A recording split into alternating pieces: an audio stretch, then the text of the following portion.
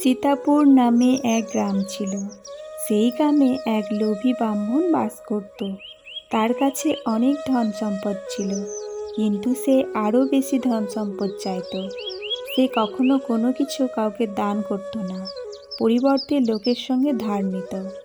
একদিন লোভী ব্রাহ্মণ জঙ্গলের দিকে কাঠ আনতে যায়। ওখানে সে এক পুরনো প্রদীপ দেখতে পায়।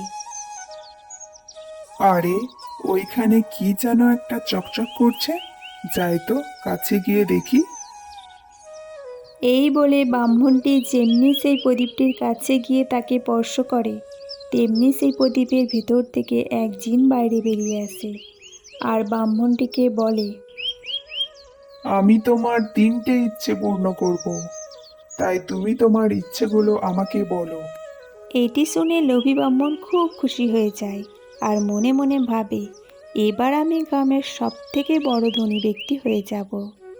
এরপর সে বলে, আমার প্রথম ইচ্ছে এটাই, আমার 1 হাঁড়ি সোনার কয়েন চাই, যেগুলো হবে খাঁটি সোনা। এটি বলার সাথে সাথেই তার সামনে এক হাঁড়ি সোনার কয়েন চলে আসে। ব্রাহ্মণটি এটি দেখে খুব খুশি হয়ে যায় আর তার মনের মধ্যে লোভ বেড়ে যায়। সে তার দ্বিতীয় ইচ্ছেটির কথা জানায়। আমার দ্বিতীয় ইচ্ছে এটাই, এক সুন্দর প্রাসাদের মতো বাড়ি আমার চাই, যেটা দেখে সবাই অবাক হয়ে তাকিয়ে থাকবে। এটি বলার সাথে সাথেই এক সুন্দর প্রাসাদের মতো বাড়ি তার সামনে এসে হাজির হয়ে যায়। কিন্তু লোভী ব্রাহ্মণ এতেও সন্তুষ্ট ছিল না। সে তার তৃতীয় ইচ্ছের কথা জানিয়ে বলে, আমার তৃতীয় ইচ্ছে এটাই, এই দুনিয়ার সবচেয়ে শক্তিশালী ব্যক্তি আমি হতে চাই, আর যাকে সবাই ভয় পাবে।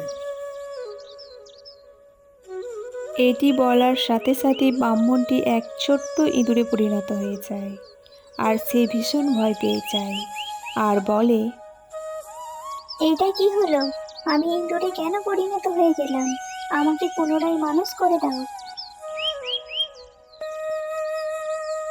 তুমি তোমার অতিরিক্ত লোভের ফল পেয়েছো, আর এটাই তোমার উপযুক্ত শাস্তি।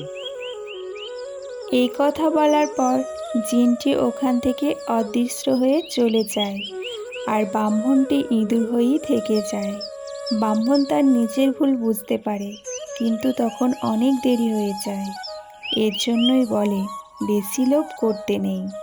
এই গল্প থেকে আমরা এটা শিক্ষা পেলাম যে আমাদের জীবন থেকে আমরা যেটা পাই তাতেই খুশি থাকতে হয়, কখনো লোভ করতে নেই।